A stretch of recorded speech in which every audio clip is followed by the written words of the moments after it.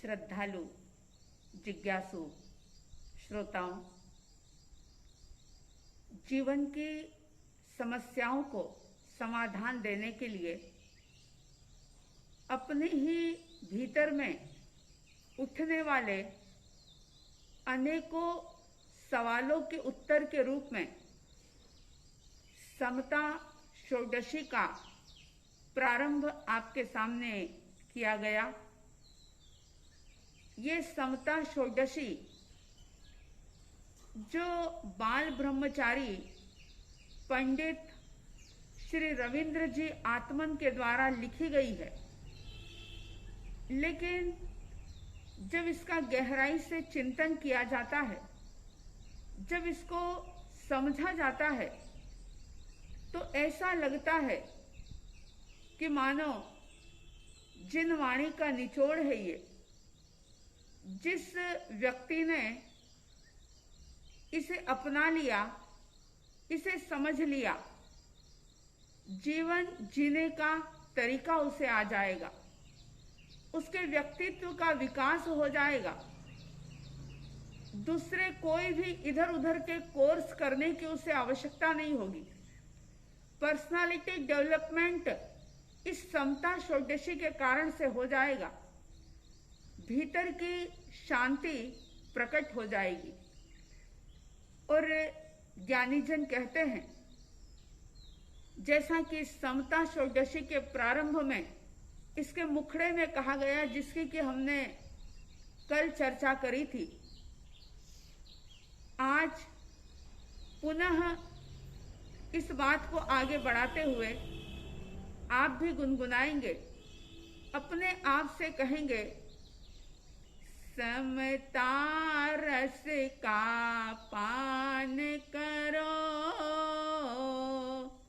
अनुभव रस का पान करो, शांत रहो,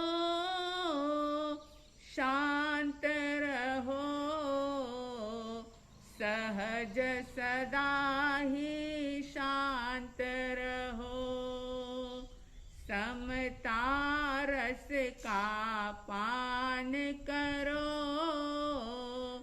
अनुभव रस का पान करो, शांत रहो, शांत रहो, सहज सदा ही शांत रहो। शांत रहने की बात, समभाव रखने की बात, समता को अपनाने की बात सिर्फ वीतराग परमात्मा महावीर ने कही या अनंत ज्ञानी तीर्थंकरों ने कही, ऐसी बात नहीं है। आपको पता होगा कि महाभारत के युद्ध के मैदान में श्री कृष्ण जी अर्जुन से कहते हैं, जिसका वर्णन भागवत गीता के अंदर किया गया। श्री कृष्ण जी ने अर्जुन से कहा था, सुखे दुखे समय कृत्वा, सुखे दुखे समय कृत्वा, लाभा लाभो जया जयो, सुखे दुखे समय कृत्वा, लाभा लाभो जया जयो, ततो युद्धाय युजस्व, ततो युद्धाय युजस्व, नैवं पापम वाप्स्यसि, नैवं पापम वाप्स्यसि। श्री कृष्ण जी ने कहा था कि अर्जुन, जय में पराजय में, यानी हार जाओ चाहे जीत जाओ, सुख का अनुभव कर रहे हो या दुख का अनुभव कर रहे हो, इन दोनों को, यानी जय को पराजय को, सुख को दुख को, दोनों को समान मान करके तुम युद्ध करोगे। अगर ऐसा मान करके युद्ध करोगे तो तुम किसी भी प्रकार के पाप के भागी नहीं बनोगे, क्योंकि भीतर में समता होगी। और पाप का कारण जो है वो विषमता है, भीतर का द्वंद्व पाप का कारण है। इसलिए समता की साधना जीवन के अंदर अनिवार्य है। जो व्यक्ति इस संभाव को, समता को जान लेता है, समझ लेता है, उसे अपना लेता है, तो फिर पाप के बंधनों से, दुखों से वो मुक्त हो जाता है। तो ज्ञानी कह रहे हैं, समता रस का पान करो, अनुभव रस का पान करो, शांत रहो, शांत रहो, सहज सदा ही शांत रहो, शांत रहो, शांत रहो, सहज सदा ही शांत रहो। इसी समता षोडशी की पहली गाथा का प्रारंभ करते हुए कहा गया, नहीं अशांति का कोई कारण। ध्यान दीजिएगा, गौर कीजिएगा। नहीं अशांति का कोई कारण, ज्ञान दृष्टि से देख अहो,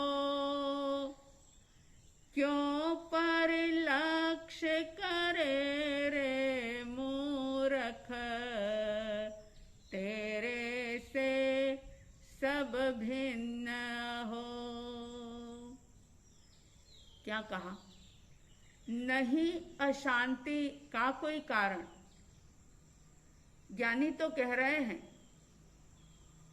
कि तुम्हारी अशांति का कोई भी कारण नहीं है, यानी अशांति का कारण ही नहीं है दुनिया के अंदर। ज्ञानी की ये बात जल्दी गले नहीं उतरेगी। क्यों? क्योंकि व्यक्ति रात दिन ही अशांति की आग में झुलस रहा है, पग पग पर अशांति का अनुभव कर रहा है, और अनुभव ये कह रहा है कि नहीं अशांति का कोई कारण। मन में ये बात आ सकती है कि अशांति का कारण भगवंतों को नहीं होता होगा, वीतरागी साधु साध्वियों को नहीं होता होगा, लेकिन हम तो साधारण गृहस्थ हैं, संसारी जीव हैं, हमारे जीवन में अशांति का कोई कारण ना हो, ऐसा कैसे हो सकता है? लेकिन ज्ञानी की बात झूठ भी तो नहीं हो सकती। ज्ञानी कह रहे हैं, नहीं अशांति का कोई कारण। शांति से बैठ करके इस बात को बार बार दोहराओ कि ज्ञानी ने तो ये बात कही कि नहीं अशांति का कोई कारण, और मेरे जीवन में अशांति के कारण इतने सारे हैं, इतने सारे कारण हैं अशांत होने के कि जिसकी कोई गिनती ही नहीं है। जरा देखो कि आपके जीवन में अशांति के कारण क्या है। अगर किसी ने जरा सा अपमान कर दिया तो भी आप भीतर से अशांत हो गए। अगर किसी ने आपकी बात नहीं मानी तो अशांत हो गए। अगर शरीर में कोई दर्द हो गया तो हम अशांत हो गए। अगर किसी ने हमें इग्नोर कर दिया तो हम अशांत हो गए। अगर किसी ने इंसल्ट कर दी, अपमान कर दिया, तो हम अशांत हो गए। कितने सारे कारण हैं अशांत होने के। अगर सब्जी में मिर्च ज्यादा हो गई, नमक कम हो गया, टेस्ट बराबर नहीं जमा, तो भी व्यक्ति अशांत हो गया। अब देखो, सुबह से शाम तक अशांति के कितने सारे कारण हैं। दुकान पर जाकर के बैठे 2 घंटे, 4 घंटे, 6 घंटे हो गए, सामने वाले की दुकान पर भीड़ लगी हुई है और आप खाली बैठे हुए हैं, तो यही आपकी अशांति का कारण हो गया। पेमेंट लेने के लिए गए और आपको पेमेंट मिली नहीं, पार्टी ने आपको पैसा नहीं दिया, आप अशांत हो गए। किसी ने आपके साथ चीटिंग कर ली, आप अशांत हो गए। और कितने सारे कारण हैं। अगर काम वाली नहीं आई तो ये भी अशांति का कारण हो गया। अगर वर्कर ने काम बराबर नहीं किया तो ये भी अशांति का एक कारण हो जाता है। आप देखें कि आपके जीवन में अशांति के कारण कितने सारे हैं, और ज्ञानी तो कह रहे हैं कि नहीं अशांति का कोई कारण। दोनों बातों में विरोधाभास लगता है, क्योंकि ज्ञानियों ने सिर्फ खुद के लिए नहीं कहा, ये बात हर जीव के लिए कही कि हे जीव, तेरी अशांति का कोई भी कारण नहीं है। नहीं अशांति का कोई कारण, ज्ञान दृष्टि से देख अहो, क्यों परिलक्ष्य करे रे मूर्ख, तेरे से सब भिन्न हो। ज्ञानी कह रहे हैं कि तुम्हारी अशांति का कोई भी कारण नहीं है, और अनुभव ये कह रहा है कि पग पग पर 50 कारण अशांति के पैदा हो जाते हैं।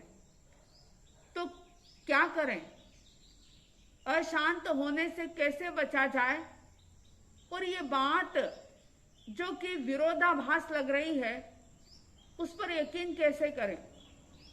क्योंकि अशांति का कोई कारण नहीं, ये वीतराग परमात्मा की बात है, ज्ञानियों की बात है, शास्त्रों की, उपनिषदों की, भागवत गीता की ये बात है।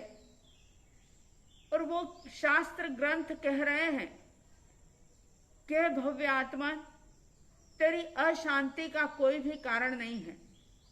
और आप और हम अपने जीवन में देख रहे हैं कि पग पग पर अशांति के कारण खड़े हुए हैं। आप जरा सोचो तो सही, मैंने तो कुछ कारण गिनाए, लेकिन सब लोगों की अशांति के कितने सारे अलग अलग प्रकार के रीजन है, कारण है। और दिन में कोई एक कारण उपस्थित नहीं होता, अनेकों अनेक कारण उपस्थित हो जाते हैं। व्यक्ति रात को चैन से सोया है और अगर कोई ऐसा वैसा सपना आ गया, एकदम से डर करके वो उठ जाता है और वो सपना भी उसकी अशांति का, उसकी बेचैनी का कारण बन जाता है।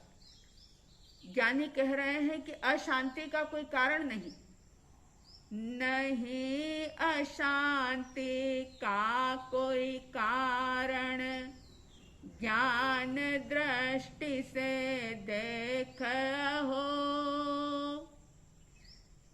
अशांति का कोई कारण नहीं है, और हम अपने जीवन में इतने सारे कारण देख रहे हैं। पहले ये निश्चित कर लें कि ज्ञानी की बात कभी भी झूठी नहीं हो सकती। जब ये दृढ़ विश्वास हो जाएगा तो हमें इन अशांति के कारणों को देखना भी आ जाएगा, उनसे बचना भी आ जाएगा। आप सबके भीतर में एक समता का भाव जागे, विषमता दूर हो, समभाव की साधना में आप आगे बढ़ सके।